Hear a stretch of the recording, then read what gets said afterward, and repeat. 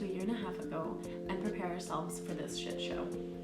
In coronavirus news, cases are rising in some parts of the country. Overnight, a blow to the president's controversial vaccine mandate.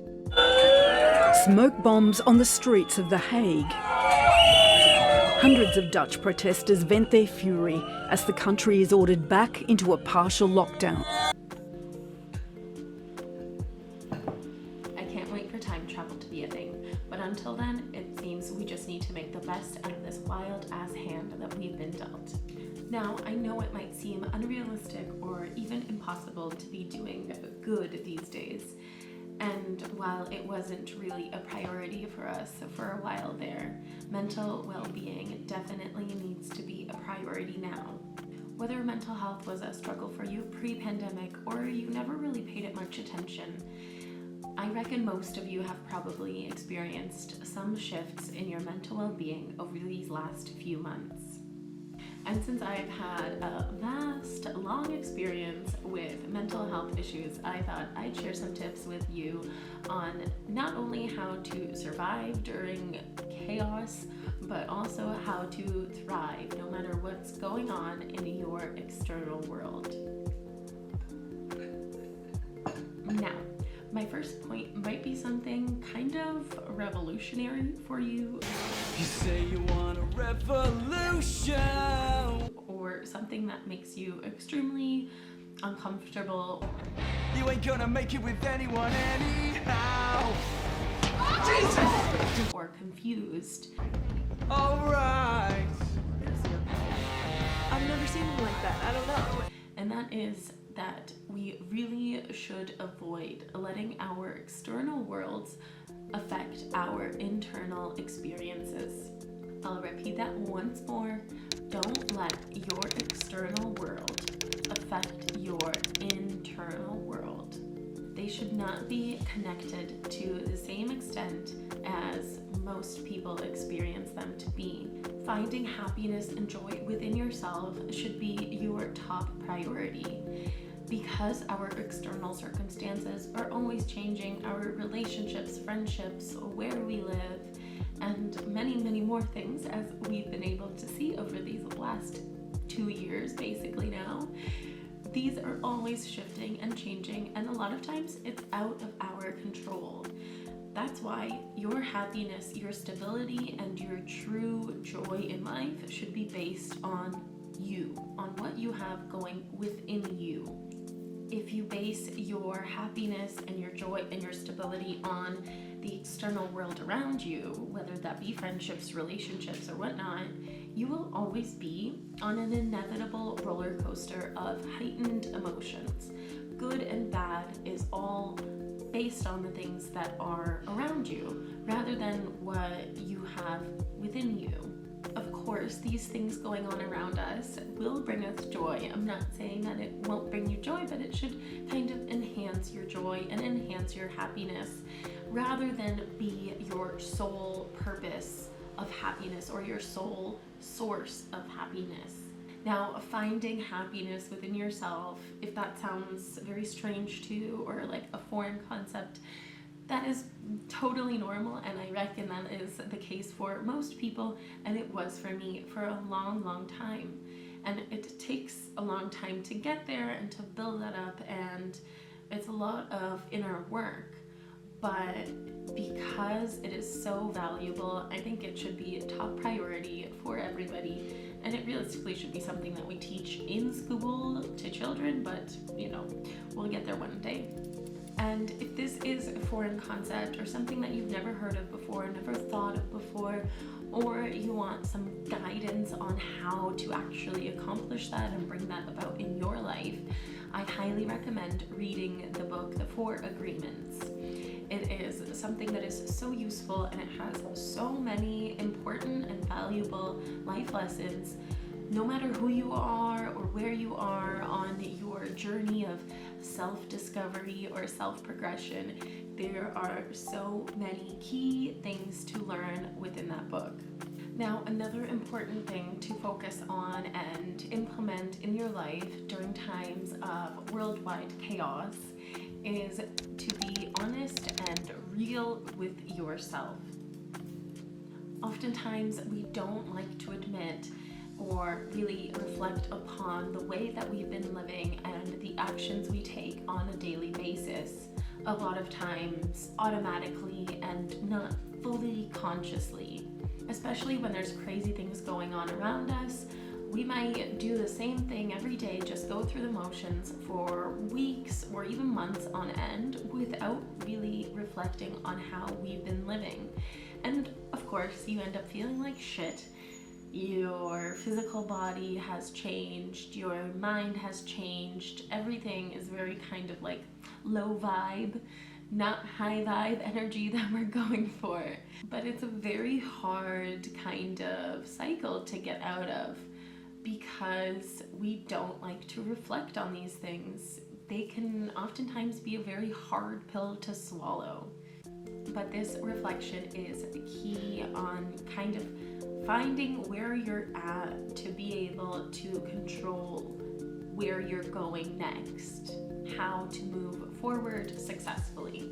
So if you feel that you're quite far away from this thriving point in your life, I urge you to take some time to reflect on these last few months of your life. Think about how you've been spending your time. What have you been eating? What kind of media have you been consuming? Especially during the pandemic right now, really focus on where you're letting your mind focus during your day. Find where you're at and be honest with yourself. Don't judge yourself if you're not where you want to be. That's totally okay. We're not striving for perfection right now, but be honest and let the kind of cold, hard truth come out and accept yourself for being in this place right now because you've done the best with the knowledge and the energy that you had at that time in your life. Really try to let the self-judgment go. Don't hold on to thinking about why you've been doing this, why you've been eating this way, why you've been, allowing yourself to watch a bunch of reality TV that's held you back from accomplishing the things you wanted to accomplish. Don't focus on that. Yes, reflect on it and see it and accept it, that that's what's gotten you to this place, but don't let it really affect your kind of emotions and take you down even deeper.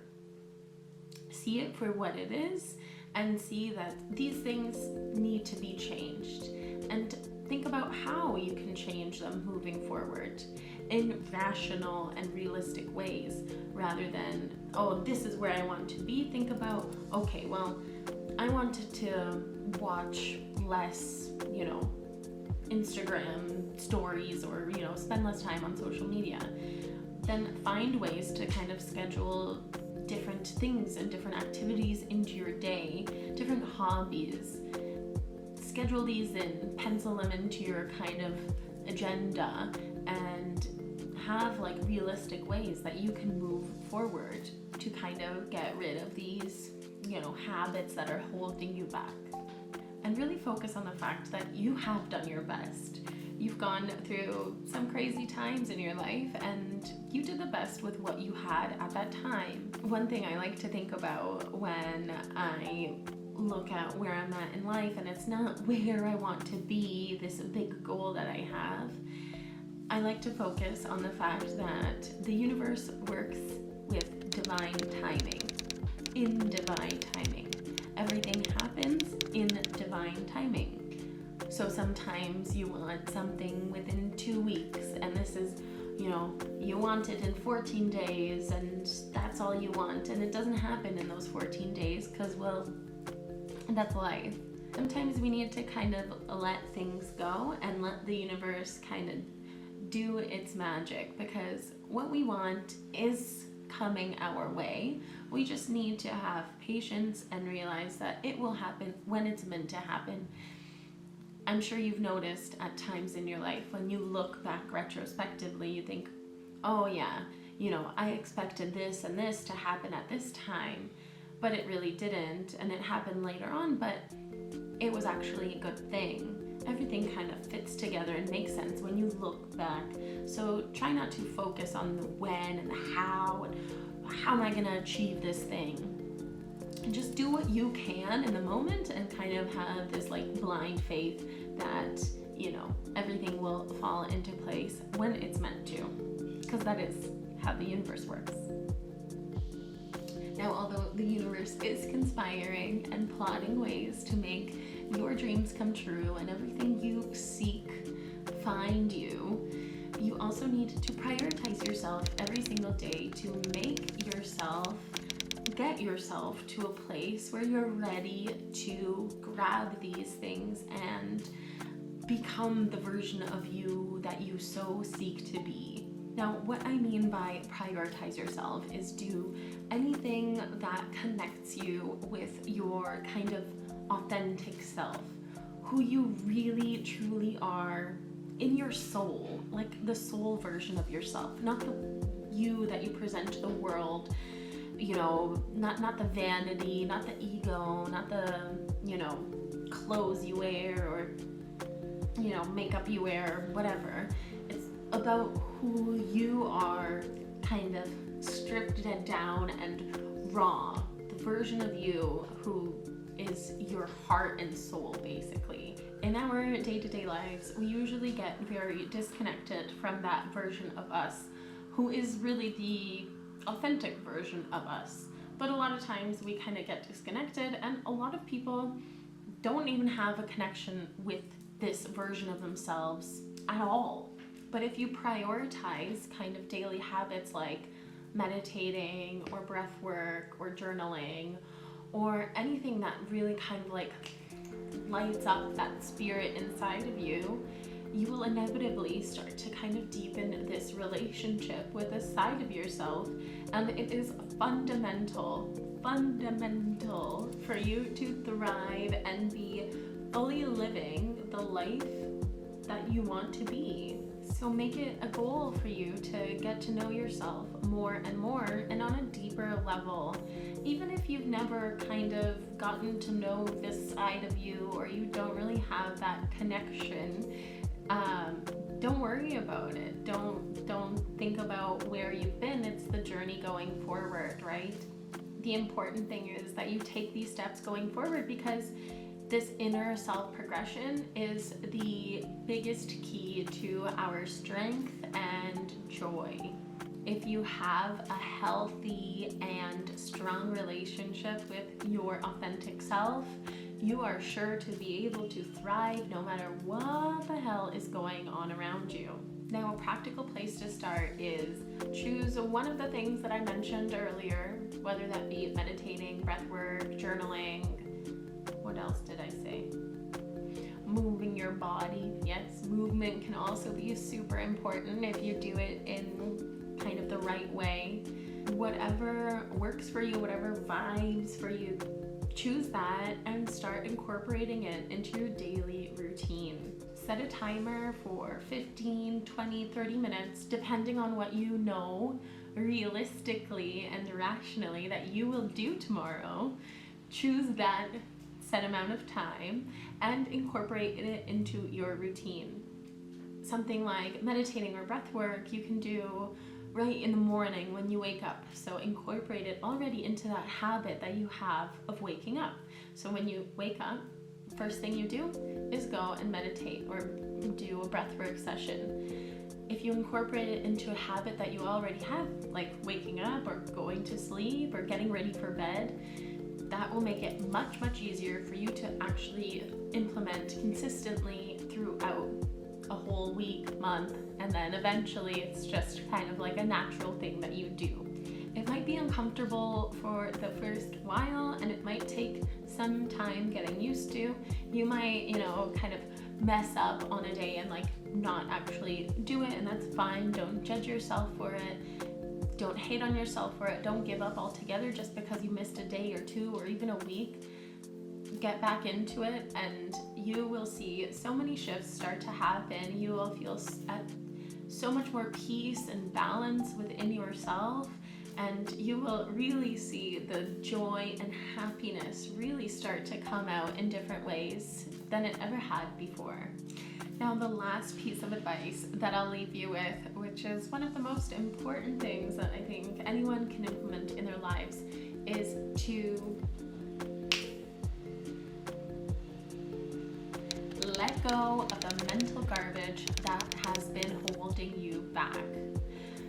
If you know this consciously or you know it subconsciously, if you're here with me today, there's most likely something stuck in your mind that's holding you down like black sludge, holding you back from living the life you're meant to be living. This kind of inevitably happens if we don't consistently look after our health or mental health, spiritual health, emotional health. All of these, different concepts work together, and we need to kind of take care of all of them if we want to have balanced well-being, because we so often don't look after all of the different kinds of parts of our health. We don't really have balanced well-being, but we can really kind of have these different things piled on to our minds, like the traumas, experiences we've been through, self-hatred, comparisons, judgments, the list goes on. These things can really just pile up in our minds, and they hold us back in so many different ways. It's actually pretty crazy. It can affect every single thing you do in your life, and you don't really notice it because you're not taking care of your well-being. That's not a priority for you. You don't get to know this authentic version of yourself, so you don't get to kind of hear these messages or see these things like, oh shit, that's why I'm not, going after this thing. That's why I'm afraid of doing this, because of this other thing that happened to you 5 years ago, or even something small like, something that you heard your friends say, 3 years ago. It's affecting the choices you're making today. These things we really need to kind of look at and clear and let go of and shake off, because they're so toxic and gross and heavy, so heavy, and you end up feeling drained and exhausted if you don't really prioritize getting rid of it all. A lot of the times our thoughts will affect how we go through our lives. Most of the time our thoughts affect how we go through our lives. So it's super important to realize that you are not your thoughts. Your thoughts are not who you are. They're just things you think, right?